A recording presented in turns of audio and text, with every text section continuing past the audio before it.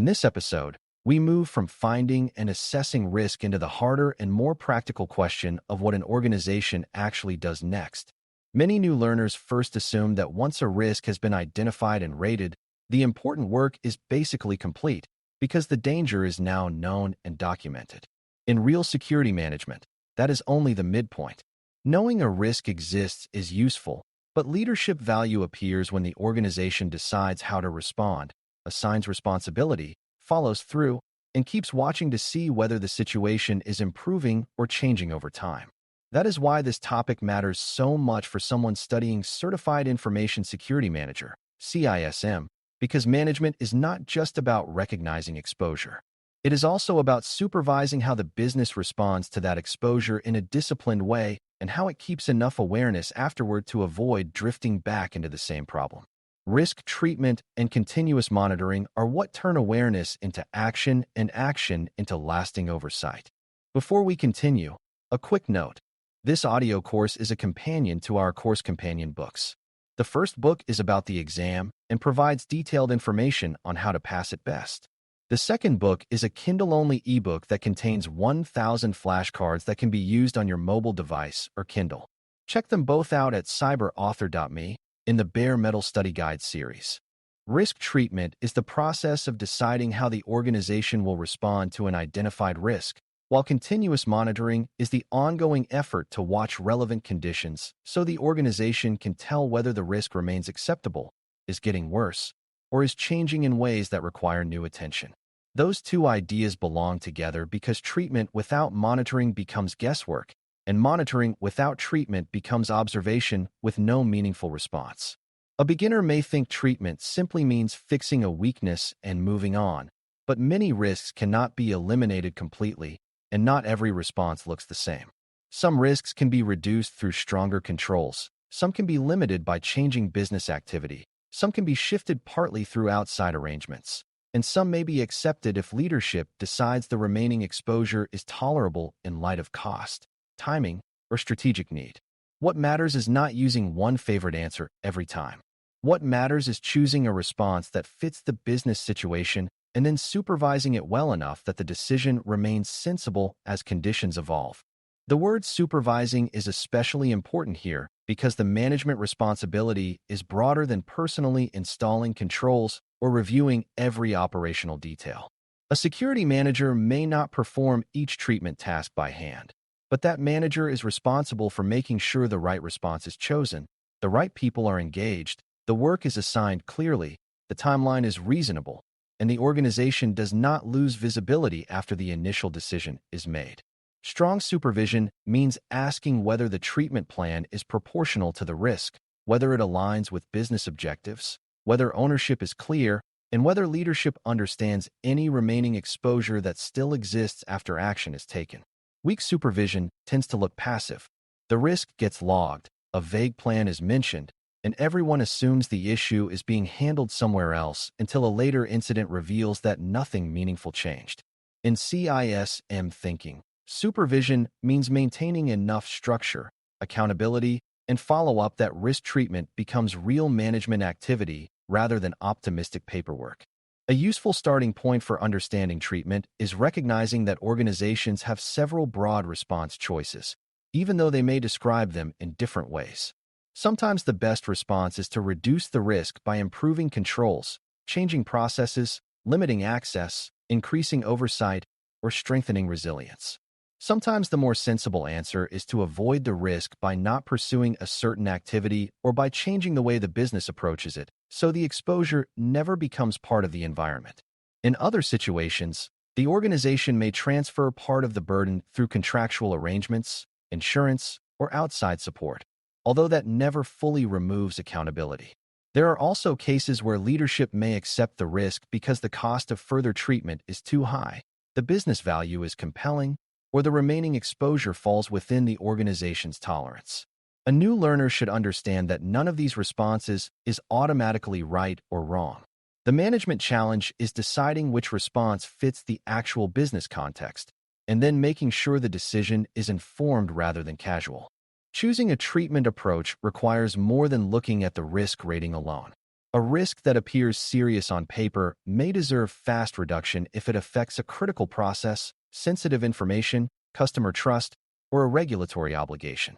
Another risk with a similar rating may be treated differently if the exposed process is temporary, isolated, or scheduled for retirement soon. This is why treatment decisions depend heavily on business context, operational reality, cost, timing, dependency, and the organization's broader risk appetite. A common beginner mistake is assuming that every high risk should be eliminated completely, but real organizations often live with some level of residual exposure because time, money, staffing, and technical reality create limits. The point of supervision is not to demand perfection. It is to make sure treatment choices are thoughtful, justified, and visible to the right decision makers. Strong managers ask whether the proposed response is realistic, whether it protects what matters most, and whether it creates trade-offs the business fully understands before moving forward. This is also where communication with leadership becomes essential. Risk treatment decisions are business decisions as much as security decisions because they affect spending, speed, convenience, process design, customer experience, and operational flexibility. If leaders do not understand why a treatment is being recommended, what it will change, and what residual exposure will remain afterward, their support may be weak or temporary. A good security manager explains treatment in business terms. That means showing how a control improvement supports continuity, reduces disruption, strengthens accountability, or protects something strategically important to the organization. It also means being honest about limitations. If a proposed action will reduce risk significantly, but not completely, leadership should hear that clearly instead of receiving a false sense of closure. Supervision includes making sure treatment decisions are not hidden inside technical discussions. The people who own business outcomes need enough understanding to support the action, challenge it where needed, and formally accept what remains when complete elimination is neither possible nor reasonable. Once a treatment direction is chosen, the next challenge is turning it into a plan that people can actually execute. This often sounds simple until organizations begin to discover how many treatment efforts fail because ownership is vague, the timeline is unrealistic, or the activity depends on multiple teams that were never fully aligned. Effective supervision means ensuring that treatment work is broken into understandable actions with clear accountability and that those actions fit into existing organizational processes instead of floating separately from how work normally gets done. A treatment plan may require technology changes, process updates, training adjustments, contract revisions, or stronger review procedures. Each of those needs a responsible owner, not just a general statement that the issue will be addressed. New learners should understand that many risks remain open not because people disagree about their importance, but because nobody has translated the decision into practical steps with enough clarity to survive daily business pressure. Supervision closes that gap by following the risk from recommendation into actual coordinated action. Risk treatment is often most effective when it is integrated into existing business and operational processes rather than handled as an isolated side project. If a treatment depends on better access review, then it needs to connect to the organization's access management process. If it depends on stronger vendor oversight, it should connect to procurement, contracting, and vendor governance routines. If it requires more disciplined system change review, it must be reflected in change management rather than treated as a separate security ritual that teams can forget under deadline pressure. This matters because treatment that stays outside normal workflow is fragile. It may work briefly under concentrated attention and then fade once the immediate urgency passes. A mature security manager looks for ways to build treatment into approvals, handoffs, ownership structures, operating standards, and ongoing oversight so that the change becomes part of how the organization works rather than part of a one-time push. That kind of integration is what helps risk response endure after the original meeting about the issue is long over. Residual risk is another concept that supervisors need to handle carefully because almost every treatment leaves something behind. Residual risk is the exposure that remains after controls or other responses have been applied. Beginners sometimes assume that once treatment begins, the risk should be considered solved, but that assumption can create dangerous blindness. Even a strong response may leave some chance of failure, delay, misuse, or disruption depending on the environment and the limits of the chosen controls. This is why risk acceptance is such a serious management decision. When an organization decides the remaining exposure is acceptable, that acceptance should be visible, intentional, and tied to the right level of authority. It should not happen accidentally because the team became tired of discussing the issue or because treatment was partially completed and then forgotten. Good supervision ensures that residual risk is understood, documented in clear language, and communicated honestly so leaders know what has improved, what remains, and what assumptions support the current decision. Continuous monitoring begins where many people incorrectly think the process ends. Once treatment has been selected or completed, the organization still needs a way to tell whether the risk condition is stable, improving, or changing again. Continuous monitoring does not mean watching every control every minute or flooding leaders with constant updates. It means identifying the signals that matter and checking them often enough to support timely awareness and response. A process that once looked safe may weaken because staffing changes, technology changes, exception use grows, a vendor changes its service model, or business pressure causes people to bypass the intended control. Monitoring helps the organization notice those shifts before they turn into large failures. In practical terms, strong supervision asks what evidence will show whether treatment is working and what indicators might suggest the original assessment needs to be revisited. Without that discipline, treatment becomes a one-time event while the environment keeps changing quietly around it. The kinds of things worth monitoring depend on the nature of the risk and the treatment chosen. In some cases, the organization may watch whether control activities are being completed on time, whether overdue corrective actions are accumulating, or whether exceptions are increasing beyond what leadership expected. In other cases, it may monitor incident patterns, process failures, access anomalies, vendor performance concerns, or recurring complaints that point toward weakening conditions. The main lesson for beginners is that monitoring should answer a management question. It should help the organization see whether the risk remains within tolerance, whether the treatment is effective, and whether new decisions are needed. Monitoring becomes weak when it is reduced to a pile of disconnected numbers with no clear meaning. It becomes strong when the selected indicators are relevant, understandable, and connected to the business consequence that made the risk important in the first place. Supervision includes making sure the monitoring approach stays focused on useful signals rather than on easy but unhelpful measures. Change is one of the biggest reasons continuous monitoring matters, because risk conditions rarely remain fixed for long.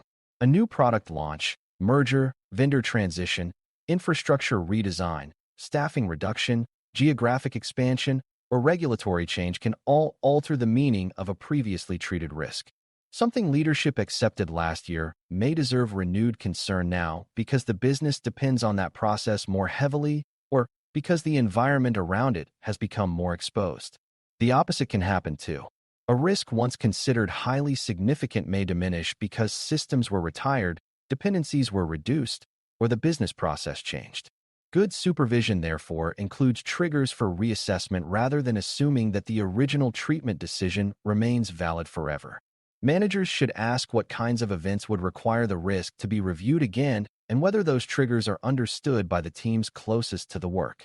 Continuous monitoring is valuable precisely because it allows the organization to respond to change with awareness rather than clinging to outdated assumptions.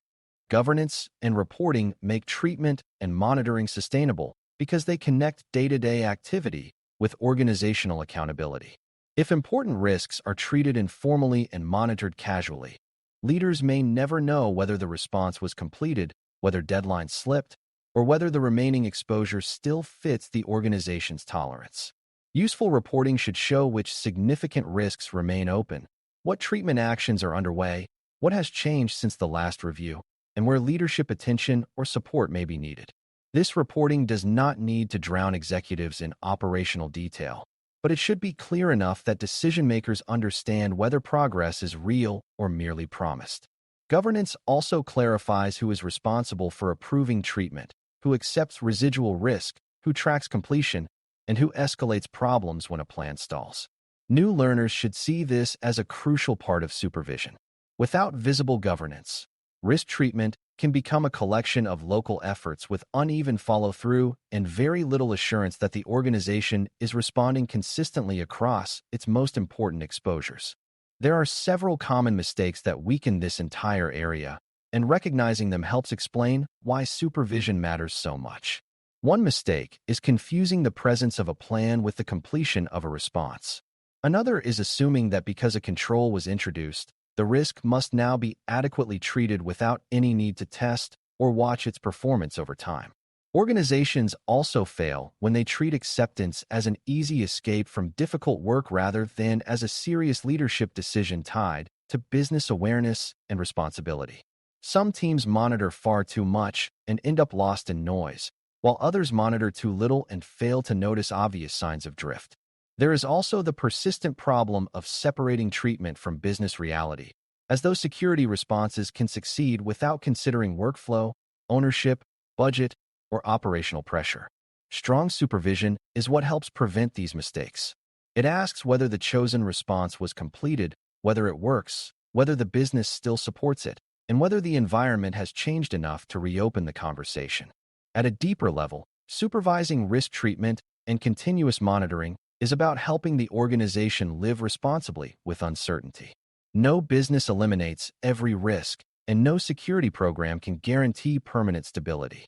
What good management can do is ensure that the organization responds deliberately, assigns accountability clearly, keeps watching meaningful signals, and revisits decisions when conditions change.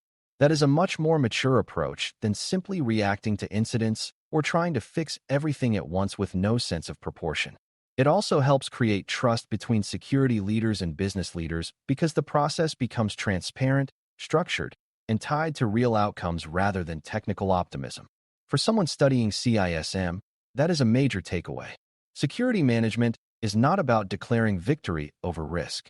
It is about guiding the organization through risk decisions with enough discipline that treatment is real, monitoring is useful, and leadership stays informed about what the business is choosing to live with and why.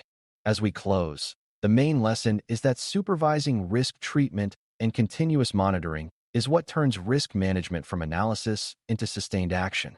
Identification and assessment matter, but their value is limited unless the organization can choose a sensible response, carry it out with clear ownership, understand what remains afterward, and keep enough visibility to detect when the situation changes.